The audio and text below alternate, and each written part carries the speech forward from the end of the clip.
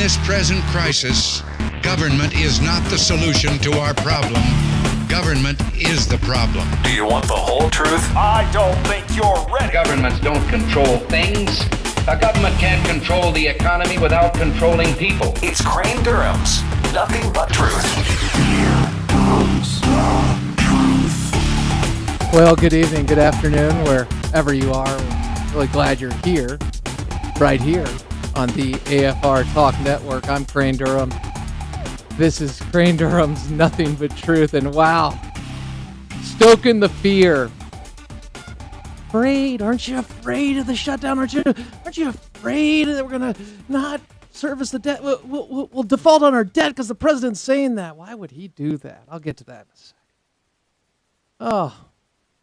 Well, tonight's show, I had a lot of things that I could put in tonight's show, and we're going to get right to it. It's kind of like a slow jog before we hit the sprint, and the sprint lasts about 90 minutes. So here it is, in a nutshell, the slow jog. I was thinking, I had Soledad O'Brien of, what, is she of Al Jazeera? Are you serious? Yeah. She okay, formerly of CNN. I thought she'd just go to work for the administration, personally. But she's a reporter for CNN. And I had her talking about Redskins. Great, what are you talking about? I'm talking about football. So was the president.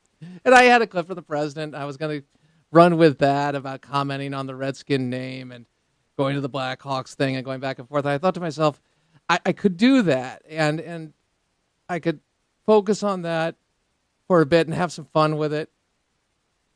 Are you saying you could have fun with the Redskin name, Crane? Yeah, that's exactly what I'm saying, the whole topic, actually. And don't be offended. It's just a sports team's name. And, yeah, I could do that and play the game. I just don't want to play it right now. For Crane Durham, I just don't want to play it because it's silly. And then I would go and say, how dare the president focus on the Redskin name during an interview? And I could do that, too. Look. And believe you me, there was a side of me that, how dare, because the president commented on the name change with the Associated Press and an interview he did with them. And I get that. I understand. But I'm not going to do that. Here's what I'm going to do. I'm going to tell you the latest in the communication of the debt ceiling, the CR, continuing resolution, and the debt ceiling. And how the media is turning that out, how people who are advocating to stop Obamacare as we know it are faring, and how fear and the message and history are actually on the side of those that we're always told are losing, and that would be the conservatives. I thought we'd do that. Bottom of the hour, by the way, we are going to be speaking with Ryan Morrow about al-Libi, the man who was captured and is one of the alleged conspirators in the 1998 embassy bombings in Africa. We'll get to him on that issue. Plus, he has a story that he was covered in the Daily Caller today. You'll want to check that one out. And then, of course, more scare tactics. I'll get to that. I just want to jump right in because we're running out of time. Let's go to NBC News. Yes, NBC News. And NBC News, and this is how they specifically are covering the story of the shutdown. Here is NBC News via newsbusters.org. Roll it. President Obama is sticking to his guns, demanding Republicans end the shutdown by passing a so-called clean CR, a budget extension without any changes to the president's health care law. But House Speaker John Boehner insists that wouldn't pass. There are not the votes in the House to pass a clean CR. The White House is challenging Boehner to put that to a test, and a pro-Obama group is accusing the GOP of being irresponsible. We're all losing out. An NBC News count shows as many as 22 Republicans would likely vote with Democrats to reopen the government today, no strings attached. That's more than the 217 votes needed. Interesting. It's really, he's sticking by his guns. Now, understand, this is a president that's spent more than other presidents nearly combined. And we look at what he is doing, and he's sticking to his guns, standing his ground. Okay? Well, let's go to Candy Crowley. interviewing Ted Cruz, Senator Cruz, yesterday.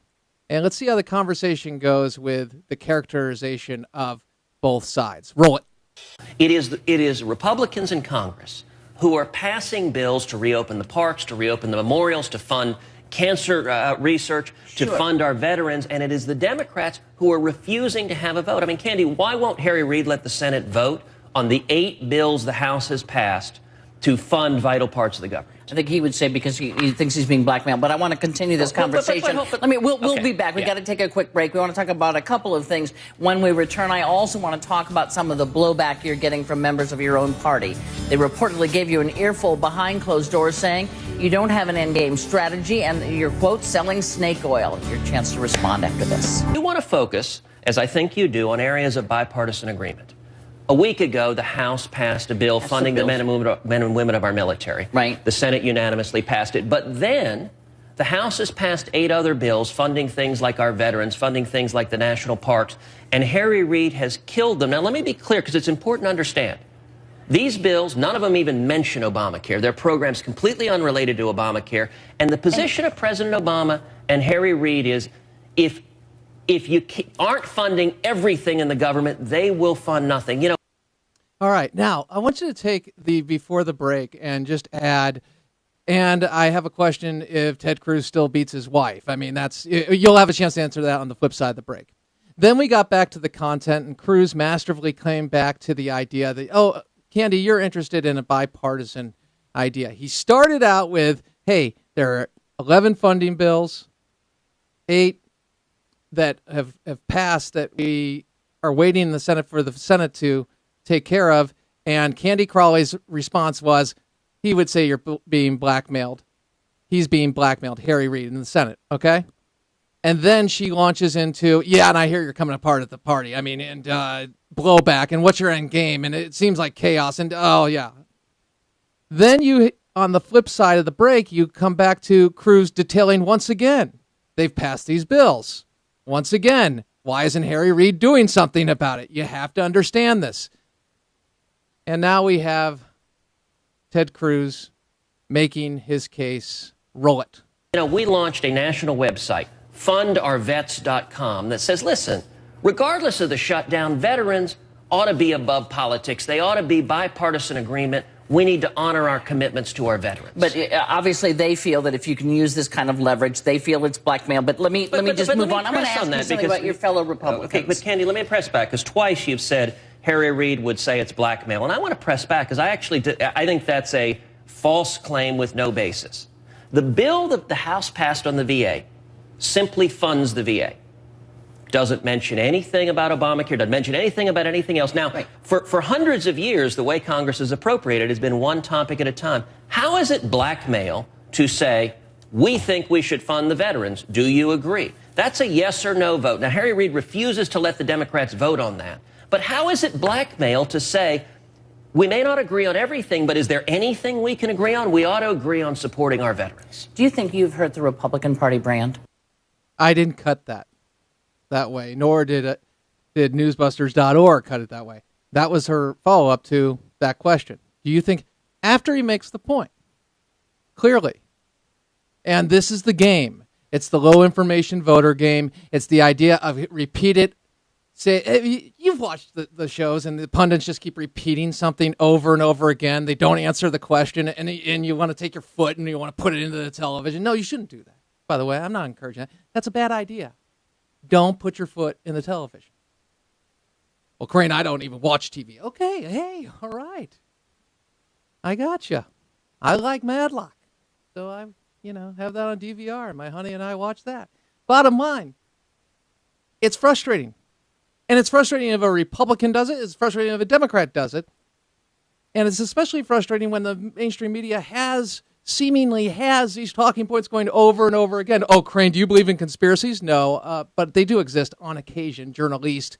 That said, I do think there is a narrative, and they keep reinforcing it. And even if you attack the false narrative, make your case clearly with a cogent argument, bam, they come back and repeat it. It's frustrating. No, I've never put my foot through the television. But I would appreciate it if they would answer the question. I want to skip to cut 5. Cut 5. Chris Wallace asks Jack Lew, how many people have signed up for Obamacare this week? Treasury Secretary Jack Lew. That's what Chris Wallace asked from Fox News. Roll it. You know, Chris, I actually think that is not what's happened this week. What happened this week is we saw 7 million people rush to go onto the webpage to find out what are their choices in this new marketplace to buy affordable health care. How many actually signed up, sir? You know, they have 6 months to sign up. This is a big decision. We never expect. How many signed up? I don't have the exact number, but the question isn't. Do you have any number? Because the government has refused to tell us how many. It's the wrong question. No, it isn't. In the end, looking, the right question. I can look, and I may have no interest, and in fact, I'm not going to need Obamacare. We know. The question is, Chris, how many people have actually signed up? We know that time to make important decisions like this. They go on, they compare their options. The fact that so many millions of people rush to get information is a very good sign. And your question about the website, I don't know about you, but you know, I sign on and I get updates on my software, and I often get corrections that I have to re-update my software from major companies. It is not unique that when you have a very large new software program come out, that people work to clean it up. I usually wait till it's 0.3 or 0.4 before I sign up. So many millions of people rush to get in because that shows how much interest there is in getting. I'm going to ask you one. Yeah, he's going to ask one last time. See if Jack Lew answers the question. Roll it. I'm going to ask it one last time because, forgive me, sir, you haven't answered it. Do you not know how many people have signed up, which would seem to indicate another major software glitch, or is it that the number is embarrassingly small? Chris, our metric for this week was, could people get online, get the information they need to make an informed decision? They have been getting that information. We are confident that they're going to make the decision as we expect. They have 6 months to make the decision. So you don't. Do you not know, or is it that the number is small? Well, it's obviously not my primary area of responsibility. So my knowing or not knowing is not. Yeah, and his first question was specifically this, because I want to be fair and balanced. You have had 3 years to prepare for this week. If I've already have doubts, somebody already having doubts about the government's ability to oversee a sixth of the economy, shouldn't this just add to my doubts? But he continues to ask, how many people signed up from there? Lew goes on, and you heard how he opened the question. But he's asking for that question. It's almost like that Saturday Night Live skit where they're going 1,000 points of light. Keep moving, keep moving. And the president's going through the diner is George H.W. Bush way back. Yeah, I'm dating myself. I'm an older guy. That's how it works. But some of you got that. And it's kind of funny. It's not funny when you are looking at the Treasury Secretary being asked a direct question and spinning and spinning and spinning on a program that they have said is ready for prime time, on a program that individuals have to sign up for, but businesses get a break and members of Congress get a break. Meanwhile, Republicans are saying, you know what, I want fairness for everybody. Let's have individuals suspend the mandate for a year. Come on now. Let's do that. I'm almost doing the clap. Did you see that? It's like an 80s movie. Why don't you suspend the mandate for a year? Everybody starts clapping at the end. Yeah, that works. Okay. They don't want you to hear that. They're not going to answer that. Oh, we got 7 million people just checking it out. I mean, how many people actually signed up? I remember John McEnroe in a famous clip after he got robbed on a line call. This is a tennis story way back when. And he goes, answer the question. And I don't mean it like angry, like, but that's what he was. He was very angry because the linesman didn't answer the question. Now, we're not talking about a sporting event years ago with somebody who was acting up and acting rudely and outrageously. No. We're talking about our Treasury Secretary being asked a direct question, our White House Press Secretary being asked a direct question over the biggest program that we've seen in our lifetime that will take more information and more control over all of our lives, and they are not answering the question. So, do you trust them? Crane Durham's Nothing But Truth, AFR Talk.